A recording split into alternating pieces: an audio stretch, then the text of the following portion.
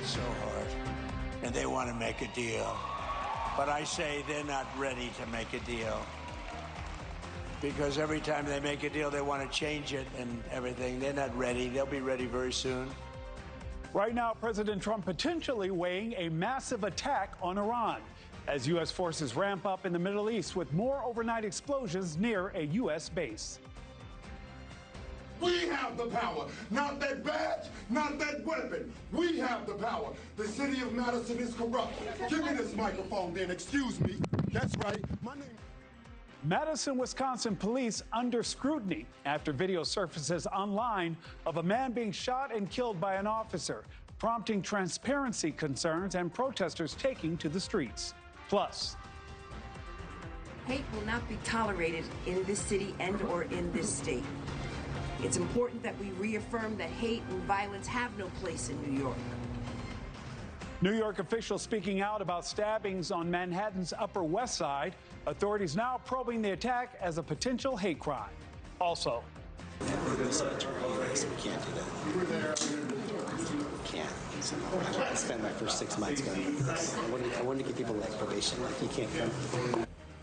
a hot mic moment between the mayor and vice mayor of Sacramento discussing possibly banning protesters, sending the city council meeting off the rails. And the USDA is doubling down on their position that our food supply is safe, despite health officials investigating a new parasite outbreak. Good morning from NewsNation in Chicago. I'm Nick Smith in for Marni Hughes. We begin with breaking news in the Middle East. Iran reportedly rejecting a U.S. ceasefire proposal that Iraq had hand-delivered to Tehran. This coupled with a 13th straight day of U.S. strikes, causing fears of war with no end in sight.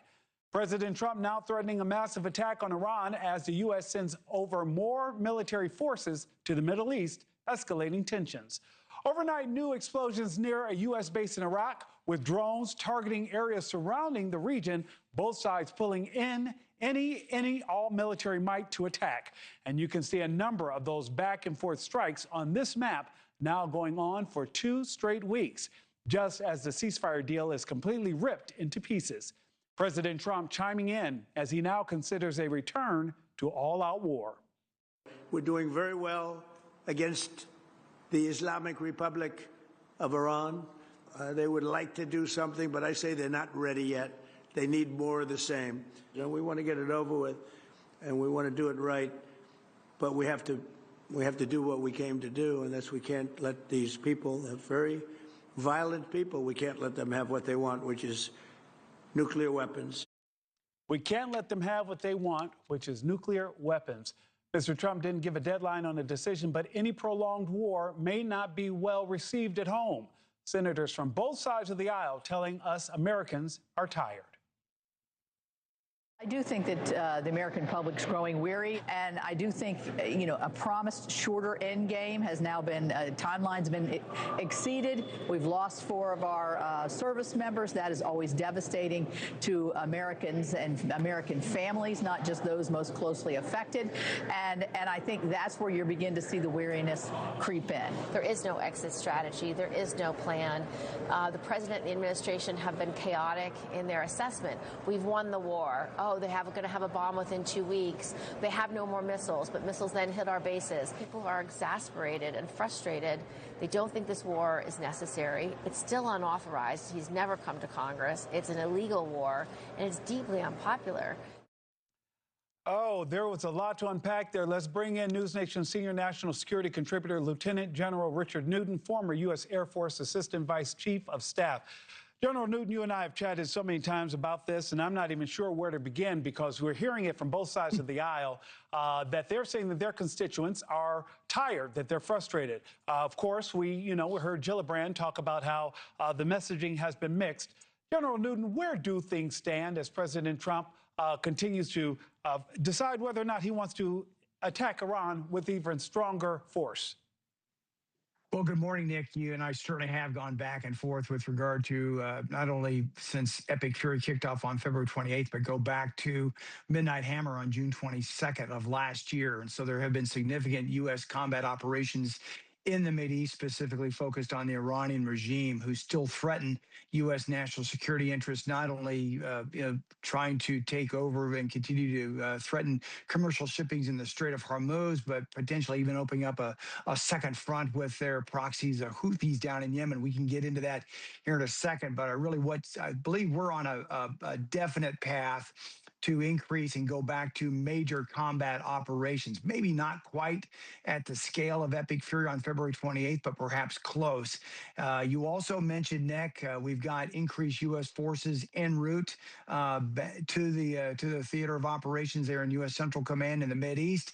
You've got F-35 stealth fighters from England. You've got F-16s, other aircraft coming in from Europe. You also have increased U.S. bomber presence at launching out of Fairford, England. And really another indication of that is it's reported in the media from U.S. Central Command that a B-1 bomber actually participated in a strike against Iranian regime targets there in some part of the central part of Iran just a couple of days or so ago. So I think you're going to see, as I mentioned, stepped up operations, but also there's an economic aspect to this with regard to keeping the naval blockade firmly control of the Strait of Hormuz with regard to ships going in and out of the strait for Iranian ports, but also increased sanctions. So I'm looking for the next 24 to 96 hours, new increased developments of application of U.S. combat firepower. General Newton, let's talk about the application of that U.S. firepower, because a major challenge in any conflict with Iran will be targeting military sites while protecting U.S. forces and limiting civilian casualties, right? Absolutely. And I guarantee you, Admiral Brad Cooper, the commander of U.S. Central Command, is very capable of leading our Mideast forces to do just that, to focus on the key military targets that the regime is using. And here's specifically, still go after their offensive capabilities there in and around the Strait of Hormuz, but also perhaps go deeper into the interior part of Iran, where they are able to launch their ballistic missiles or cruise missiles and drones, but also their defense industrial base to produce these capabilities. When we took our foot off the gas back on April 7th, and President Trump tried to pursue peaceful negotiations for the last 3 months, diplomacy, frankly, has failed. It's trying the patience of our president, but nonetheless, that's where Admiral Cooper is going to be focusing on, is Iran's ability to not only retaliate, but also to rebuild their arsenal of weapons that threaten U.S. forces in the region, such as our soldiers that were killed in Jordan and elsewhere, but also our Gulf Arab allies as well. So that's really what we're about here in the immediate path with regard to combat ops. General Newton, I want to throw that graphic back up on the screen again, because you talk about the Houthis down also on the peninsula, on the west side of the peninsula there, because we're talking about that military might that is on its way back to support our troops in along the Strait of Hormuz and in that area there. General Newton, talk to us about why this is so important, because if we have the Red Sea there and you have the Houthis down in Yemen supporting Iran in their efforts to block off and choke off the Strait of Hormuz, why does this become so challenging for the United States? Well, Nick, let's first start with the global economic implications. About 8% of the global trade writ large goes through the Strait of Hormuz. If you move down to the southern part of the Strait of Hormuz, down into that point you mentioned, Bab el-Mandeb Strait, in the southern part of the Red Sea, about 12 to 14% of global trade actually go through that strait in the Red Sea. And so you can imagine if the Houthis, as a terrorist proxy of Iran, threaten commercial shipping in and out of that strait, which connects the Red Sea with the Gulf of Aden into the Indian Ocean and really into Asian markets. That's significant. But the fact is that also from an operational standpoint, from a military standpoint, if the Houthis are enabled to threaten commercial shipping down there and effectively, Nick, open up a second front, a Western front, if you will, that'll be very confounding, very challenging, not only to the world's economy, but militarily and operationally to Admiral Cooper and his U.S. Central Command forces that are trying to focus on Iran. But a second front opened up is very significant. That's where it's going to be important for the United States to call on our allies to to deal with that. We've got one warship reportedly in the media that's currently in the Red Sea right now. It's USS Gonzalez. It's a destroyer. Now, we've had significant U.S. combat capability in the Red Sea before, but nonetheless, the Houthis not only threatened the Saudis, but they also threaten, international shipping. They also have demonstrated that they can attack Israel 1,000 miles away with their own ballistic missiles and cruise missiles and drones capability as well. So this is a very difficult situation should it emerge that the Houthis now open up that second front in the Red Sea. General Newton, I have less than 30 seconds. Are you still convinced we will not get to a position where we have to have boots on the ground? I'm convinced there, but I'm also convinced that the president has been briefed on a range of operations with regard to boots on the ground. I still do not foresee, nor would I advise the president that we employ boots on the ground, much like we see or saw in Operation Iraqi Freedom or Operation Enduring Freedom in Afghanistan. We still may see specialized forces, especially if we want to pull out that enriched uranium in and around some of the nuclear weapon sites and so forth. They've got about 1,000 pounds of that enriched uranium. But it would not be, it would serve for a specific purpose, but on a long-term presence of U.S. forces. Bottom line here is the president's briefed on a wide range of options. I believe we're going to see that unfold with major combat operations in the next several days. General Newton, thanks again, sir. Good to be with you, Nick. Good morning. Good morning. Democrats in Maine gearing up for a high-stakes convention where party leaders will eventually choose a new Senate nominee. This after a series of scandals that rocked one of the most important congressional races in the country. Graham Plattner won the Democratic primary back in June after building a populist, progressive campaign. But his campaign was soon dogged by a series of controversies. Then earlier this month, he was accused of sexual assault, an allegation he strongly denies. Plattner dropped out of the race, leaving Democrats scrambling to find a new nominee by Monday's deadline. Former State Senate President Troy Jackson enters Saturday's convention as the clear frontrunner. He dominated last weekend's delegate section meetings by prompting most of his major rivals to drop out and back him.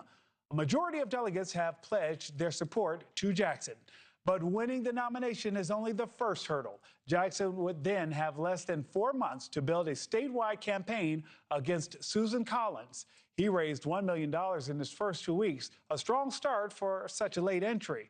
But Collins has $11 million on hand, decades of campaign experience, and a record of surviving tough challenges.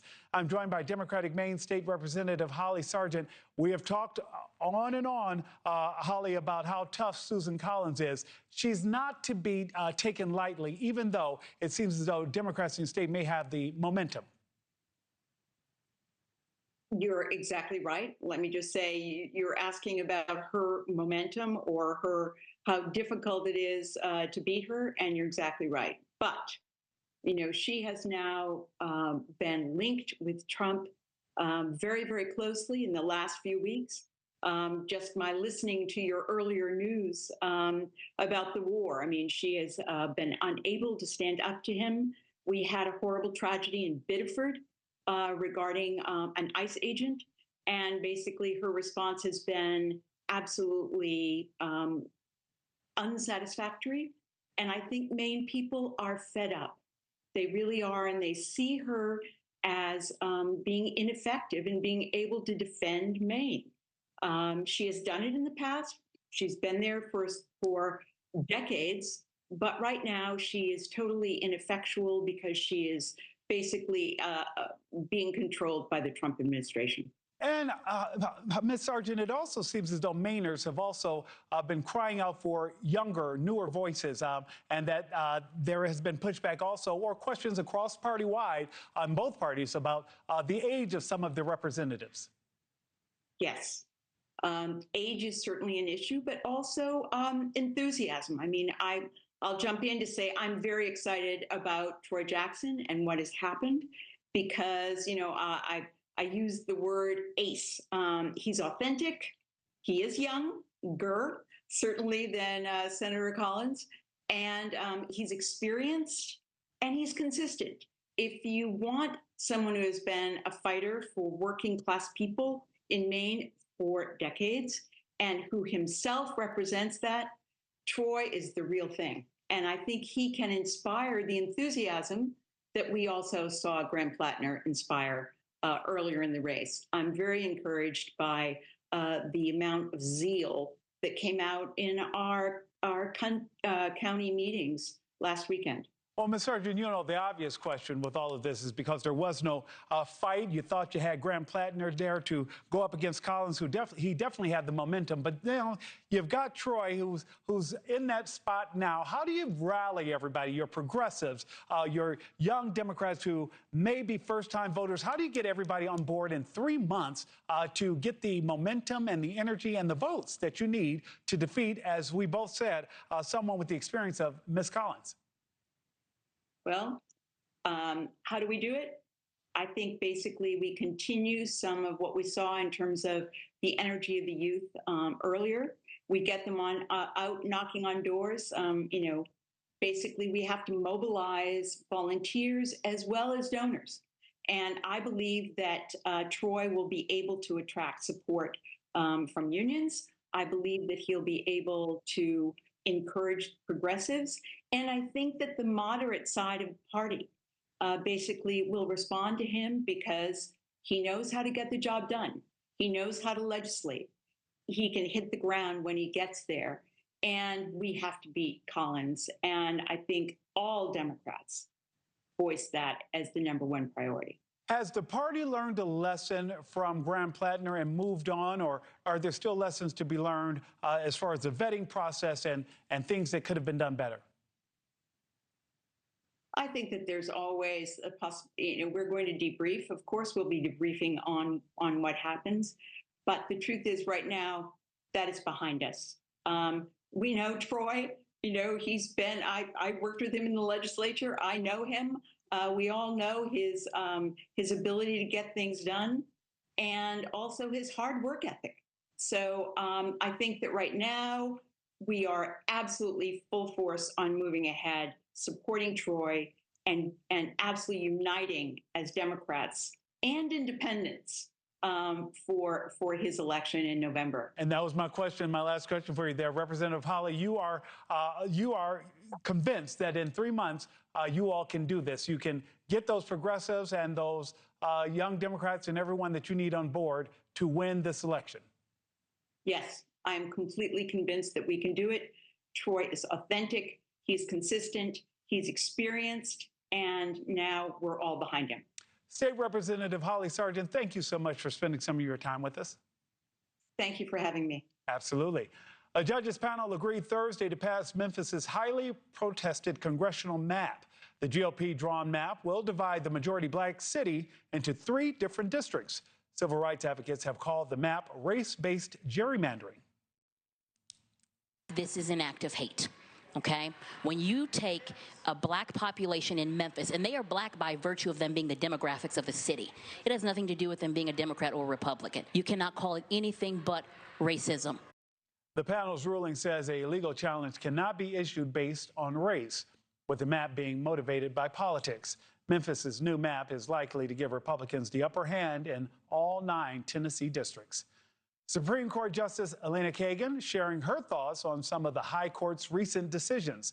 Speaking to an audience of 9th Circuit legal experts, Kagan says the Supreme Court's conservative lean hasn't stopped it from being a check on the White House. You take all of those, and I don't see this as a court that is just like, we're just going to rubber stamp what the current administration does. Quite the opposite. I actually think that there are significant times with respect to very significant issues where the court has checked the executive branch. The Supreme Court has faced increased scrutiny in recent years with contentious decisions overturning Roe v. Wade and dismantling the 1965 Voting Rights Act. Kagan responded to the criticism, saying the 6-3 decision striking down tariffs on overseas partners proved that the court still holds authority over executive power. Still ahead.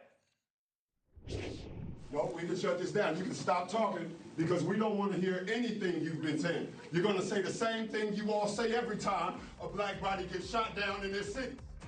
Fireworks. A protester interrupts a press briefing following the police shooting of a black man in Madison, Wisconsin. Tensions in the city remains uneasy as residents learn there's no body camera video of that incident. Plus, new produce is being linked to cyclospora, cases surging across the country, making people sick. And we are not for sale. You want me to monitor? You are not Ma'am, please do not disrupt the orderly conduct of these proceedings. Disruptions at city council hearings are nothing new, but a hot mic moment in California discussing the potential ban of protesters sends the meeting off the rails.